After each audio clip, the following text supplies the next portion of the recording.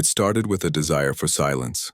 That's the irony that haunts me most now, in the quiet moments when the ringing is only a memory. I was a software architect from São Paulo, a man who built logical structures out of code and believed firmly that every problem had a solution, every mystery a rational explanation. But the city, with its relentless symphony of sirens, traffic, and human friction, had worn me down. My mind, once a clean, orderly space, felt cluttered with noise. My doctor called it burnout. I called it a slow-motion drowning. So I escaped. I bought a small, colonial-era house in Ouro Sombrio, a historic town nestled in the mountains of Minas Gerais. It was a place where time seemed to have forgotten to move forward. The streets were cobblestone, the houses painted in faded pastels, and the air smelled of damp earth and wood smoke. At its heart stood the Igreja de Nossa Senhora das Agonias, a magnificent Baroque church whose twin bell towers scraped the sky. For the first week, it was paradise. I worked from home, took long walks, and felt the tight knot in my chest begin to loosen. The only regular sound was the gentle, melodic tolling of the church bells, marking the hours with a comforting predictability. I believed I was in control again. I was wrong. The first time it happened, I dismissed it. I woke with a start, my heart hammering against my ribs. A single resonant chime echoed through the valley. I glanced at my phone. 3 hours a.m. Clang. It was a deep, mournful sound, utterly different from the cheerful daytime bells. It felt heavy, as if the bronze itself were weeping. I assumed it was a malfunction, a rusty gear in the ancient clockwork mechanism finally giving up. I rolled over and eventually fell back asleep. The next night, it happened again. 3 a.m. Clang. This time, the sound was accompanied by a sudden, inexplicable drop in temperature. I sat up in bed, the sheets feeling like ice against my skin. The air in my room was heavy and still. I went to the window and looked out at the church, a hulking silhouette against the star-dusted sky. The bell tower was dark, motionless. There was no wind. It couldn't be the wind. My logical mind scrambled for an answer. A local tradition? A prank? But the sound had a finality to it, a profound sorrow that chilled me more than the cold. I started to grow obsessed. Sleep became a fragile truce, broken each night by that solitary, heart-stopping toll. I asked a few of the locals about it. A woman at the Padaria just shook her head, making a sign against the evil eye and refusing to meet my gaze. The postman, a friendly man named João, simply shrugged. "Old towns have old habits, senor," he said, but his eyes darted nervously towards the church. Their evasion was more unsettling than any confirmation would have been. My friend back in São Paulo, Felipe, was my tether to reason. "It's an electrical fault, Lucas," he insisted over a video call, his face a pixelated mask of amused skepticism. "Or some kid with a rope. You left the city to get away from stress, not to invent new kinds of it. Just ignore it." I tried. I bought earplugs. I played white noise, but I couldn't ignore it. The sound seemed to bypass my ears and resonate directly in my bones. It was a summons, and a small, treacherous part of me, the part that had grown tired of logic and predictability, wanted to answer. One evening, I was talking to my neighbor, a young artist named Clara who had moved here for similar reasons. I mentioned the bell. Her face paled. "I hear it too," she whispered, her voice trembling slightly. "I thought I was imagining it. It sounds lonely, doesn't it?" Her fear validated my own. This wasn't just in my head. Something was fundamentally wrong in the idyllic silence of Ouro Sombrio. The routine I had built to save myself was being invaded by a single, inexplicable note of discord. My carefully constructed reality had a crack in it, and every night, at 3 a.m., a terrifying sound seeped through. The desire for silence had led me to a place that screamed in the dark, and my initial skepticism was eroding, replaced by a creeping, primordial dread. I felt a growing compulsion, a dangerous curiosity to walk to that church and see for myself what called out in the dead of night. My nights became a ritual of dread. I would lie awake, watching the clock on my phone tick towards 3 a.m., my body rigid with anticipation. The toll would come, a single soul-shaking peal, and the rest of the night would be spent in a state of hypervigilance, where every creak of the old house was a footstep, every shadow a waiting figure. My work suffered. My clean lines of code became tangled messes, and I found myself staring blankly at the screen for hours, the echo of the bell drowning out all other thoughts. Felipe's rationalizations grew more strained. Maybe it's a pressure change in the atmosphere causing the clapper to move, he suggested, clearly grasping at straws. Or a very specific seismic tremor. You're letting this get to you, man. But his logic was a flimsy shield against a fear that felt ancient and deeply intuitive. Clara and I became reluctant co-conspirators in our shared anxiety. We started digging. Online searches were fruitless, yielding only tourist information about the church's 18th century architecture and its famous gold leaf altar. The town's digital footprint was shallow. The real history, we realized, was buried in paper and memory. Our investigation led us to the municipal library, a dusty, cavernous building that smelled of decaying books and forgotten time. The librarian was a tiny, bird-like woman with eyes that seemed to hold the town's entire history. Her name was Donna Elvira. When we mentioned the 3 a.m. bell, she didn't act surprised or dismissive. Instead, a profound sadness settled over her features. She looked at us, two outsiders seeking answers, and seemed to pity us. "Some doors are best left unopened," she said, her voice a dry rustle of leaves. "The silence of this town is a fragile thing. You shouldn't test its foundations." Her warning only fueled our desperation. I explained that we weren't just curious, we were terrified. The sound was getting inside our heads. Seeing the genuine panic in our eyes, she sighed, a sound of weary resignation. She led us to a back room, a small climate-controlled archive filled with leather-bound ledgers and cardboard boxes tied with string. From a locked cabinet, she retrieved a small, unassuming wooden box. "These are the private records of the parish, dating back to its founding," she said, placing the box on a table. "They were never meant for public viewing. What you seek might be in here. But I warn you, knowledge can be a heavier burden than ignorance." Inside the box, amongst baptismal records and financial statements, was a small, leather-bound diary. Its pages were brittle and yellowed, the ink faded to a rusty brown. It belonged to a man named Tiago Mendes, dated 1973. As I read the first entry, a cold dread snaked up my spine. He had lived in my house, and he had been haunted by the 3 a.m. bell. The diary was a chronicle of a man's descent into madness. It began just like my story. Initial curiosity, attempts at rationalization, growing obsession. Tiago described the same soul-crushing loneliness in the sound, the same evasiveness from the townsfolk. But he went further than we had. He had spoken to a dying priest who, in a final confession, revealed the church's dark secret. The curse wasn't of the church, but of its first priest, a man from Portugal named Padre Inácio. He was a man of immense faith, but also immense pride. In the 1750s, during a plague that decimated the town, he felt abandoned by God. He locked himself in the bell tower, not to pray for salvation, but to demand it. According to the dying priest's tale, Inácio performed a blasphemous ritual, offering the town's collective soul in exchange for a sign of God's power. He rang the bell at 3 a.m., the hour of Christ's betrayal, as a challenge. No divine sign came, only a suffocating silence.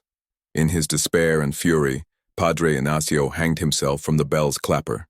His act of ultimate blasphemy didn't summon a demon or a devil. It created something worse. It imprinted his despair, his rage, and his eternal questioning silence into the very fabric of the place. The bell no longer served God. It now served the memory of Inácio's agony. The diary explained the rules of the horror. The bell rings at 3 a.m. as an echo of Inácio's final challenge. It calls out to those whose own faith, in God, in logic, in themselves, is wavering.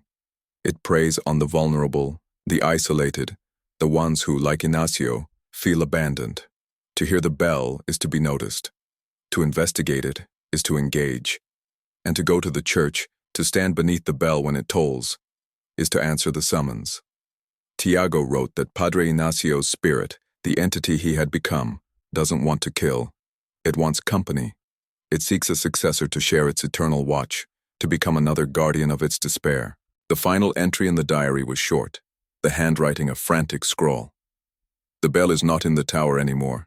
It is in my head. The silence is too loud. He calls me to his side. I cannot refuse. I will go to the tower tonight. May God, if he exists, have mercy on my soul. Tiago Mendes was never seen again. I slammed the diary shut, my hands shaking uncontrollably. Clara was openly weeping, her face buried in her hands. The horror was no longer a subtle incursion. It had a name, a history, and a set of terrifying rules. We were not just being haunted, we were being chosen. The key had turned in the lock. We now understood the nature of our cage. My skepticism was a pile of ash. There was no rational explanation for this, no faulty wiring, no prank. We were facing a malevolent consciousness, an ancient sorrow that had festered for centuries, and it knew our names. The impotence was absolute. How do you fight a sound? How do you escape a feeling? The path forward wasn't to safety, but deeper into the heart of the nightmare. And the diary, our key to understanding, had just shown us that the only exit was through a door from which no one had ever returned. The revelation from the diary shattered the last vestiges of our normal lives. There was no before anymore, only the suffocating now. The entity, Padre Ignacio's lingering despair, was no longer a subtle presence. It was an active, aggressive force. The haunting escalated with terrifying speed. The whispers started that night. Faint at first, like the rustle of dry leaves, they seemed to come from the dark corners of my house. They were in Portuguese, but archaic, filled with words of supplication and blasphemy. I would be working at my desk and hear, just over my shoulder, a sibilant hiss. Onde está a vossa misericordia? Where is your mercy? My blood would run cold. I was alone, but I was never, ever alone. My home, once my sanctuary, became my prison. The colonial architecture I had admired now felt menacing. The long, dark hallway was a throat waiting to swallow me whole. Shadows in my peripheral vision would coalesce for a split second into the form of a tall, gaunt man in tattered clerical robes, his face a mask of unending torment. I started sleeping with all the lights on, a childish defense against a darkness that was already inside me. Clara was suffering even more. She would call me in the middle of the night, sobbing, convinced the man in robes was standing outside her window. "I can smell him, Lucas," she cried, her voice thin with terror. "He smells like old stone and decay and nothing, like the absence of everything." We tried to formulate a plan. Flee. It was the only logical choice. We would pack our bags, get in my car, and drive until Uro Sombrio was just a bad memory. We set a day, Saturday. The hope, however faint, was a lifeline, but the entity seemed to sense our intention. On Friday night, a storm of biblical proportions descended on the valley. The sky turned a bruised purple-black, and rain lashed down in solid sheets. The power went out, plunging the entire town into an impenetrable darkness, punctuated only by flashes of lightning that made the ancient houses look like grinning skulls. My car, a reliable modern vehicle, was dead. The engine wouldn't turn over, the electronics completely fried. I called the only mechanic in town, but the phone lines were down. We were trapped. The false hope we had clung to was brutally snatched away, leaving us in a pit of pure despair. This thing wasn't just haunting us, it was playing with us. It was a cat, and we were the cornered mice. That night, the bell didn't just toll once. At 3 a.m., it began to ring continuously, a frantic, clanging dirge that seemed to shake the very foundations of my house. The whispers grew into a chorus, a cacophony of suffering souls trapped in an eternal echo. Through the sound, I heard my phone ring. It was Clara. "Lucas!" she screamed over the din of the bell and the storm. "It's in my house. I saw him in the hallway. The bell. It's not outside anymore. It's in my head. It's so loud. Clara, lock your doors. Don't let it—" The line was cut, replaced by a horrifying static that sounded like a million voices screaming at once. I grabbed my largest flashlight and, against every instinct screaming for me to hide, ran out into the storm. The cobblestone streets were raging rivers. I stumbled my way to her small yellow house, my heart a frantic drum against my ribs. The front door was wide open, swinging violently in the wind. I called her name. The only answer was the howling gale and the incessant, maddening clang of the church bell. I stepped inside. The house was cold, impossibly cold. Water dripped from the ceiling, but it felt thick and oily. In the center of her small living room, right where her easel stood, was a single, ancient, rusted iron handbell. It wasn't there before. It was a message, a trophy. Clara was gone. Her car was still in the driveway. Her purse was on the table. She had vanished into the storm, into the night, into the entity's grasp. The loss was a physical blow. She was my ally, the only other person in the world who understood. Now I was truly alone. The secondary character had been written out of the story in the cruelest way possible, serving as the final, brutal proof of the stakes. I stumbled back to my own house, soaked and broken. The sanity I had fought so hard to maintain was fraying into tatters. I was no longer just a victim. I was the next sacrifice. I understood then that I couldn't run.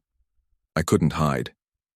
The diary hadn't just been a history, it had been a prophecy. Tiago had followed the path. Clara had been taken from it. And now I stood at the same precipice.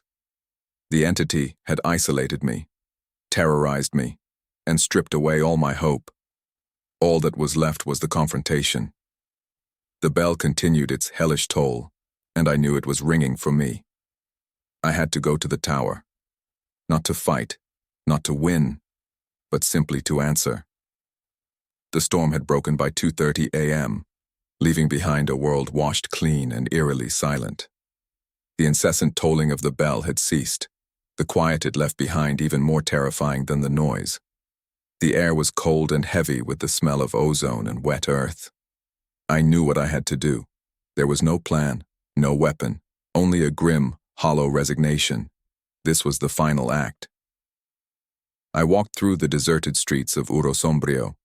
The moonlight cast long, distorted shadows that seemed to writhe and reach for me. The Igreja de Nossa Senhora das Agonias loomed ahead, more a mausoleum than a house of God. Its great wooden doors, which should have been locked, were slightly ajar, an open invitation into the abyss. Pushing the door open, the sound echoed in the cavernous space. The air inside was frigid and smelled of damp stone, rotting wood, and something else. The metallic tang of old blood and despair. The grand altar, shimmering with gold leaf in the beam of my flashlight, looked like a pagan shrine to a forgotten, malevolent deity. To my left, a narrow, winding stone staircase led up into the darkness of the bell tower. Each step I took was a conscious decision, a step away from the world of the living. The ascent was suffocating. The air grew colder, thicker. The whispers returned, no longer words, but raw emotions, agony, betrayal, fury, that clawed at my mind. I felt the weight of centuries of misery pressing down on me. I was not just climbing a staircase, I was journeying through the layers of Padre Ignacio's personal hell. Finally, I reached the top. The belfry was an open chamber, exposed to the night sky. The moon hung impossibly large between the stone arches, and in the center, suspended from a massive wooden beam, was the bell. It was larger than I could have imagined, a behemoth of dark, tarnished bronze, its surface covered in a patina of green and black. It was silent, waiting. I checked my watch. 2:59 a.m. A figure began to coalesce from the shadows near the bell. It was him, the gaunt priest. He was not a ghost in a sheet, but a distortion of reality, a tear in the fabric of the night. His form was made of deeper shadow, of a cold that was visible, like heat haze in reverse. His face was a vortex of pain, his eyes empty sockets that held the vast, terrifying emptiness of an abandoned heaven. He didn't look at me. He looked through me. He raised a spectral hand, and without being touched, the great bell began to swing. The clock struck 3. Clang. The sound was not something I heard with my ears. It was a physical concussion that slammed into me, throwing me back against the stone wall. It was a psychic scream that tore through my consciousness, showing me everything. I saw Ignacio on his knees, cursing God in the rain. I saw him kicking the stool from beneath his feet. I saw Tiago Mendes climbing these same stairs, his face a mask of terror, before his mind simply broke. I felt his will being subsumed, his identity erased, becoming another whisper in the chorus. The entity wasn't trying to kill me. It was trying to unmake me, to dissolve my sense of self into its own vast reservoir of pain. My mind reeled, my sanity a thread about to snap. I was about to scream, to shatter like all the others. But in that final, desperate moment, a piece of Tiago's diary flashed in my memory, a line I had skimmed over. His pride was his sin. He would not be silenced. His voice had to be heard. It wasn't a fight I could win with strength. It was a negotiation, a surrender.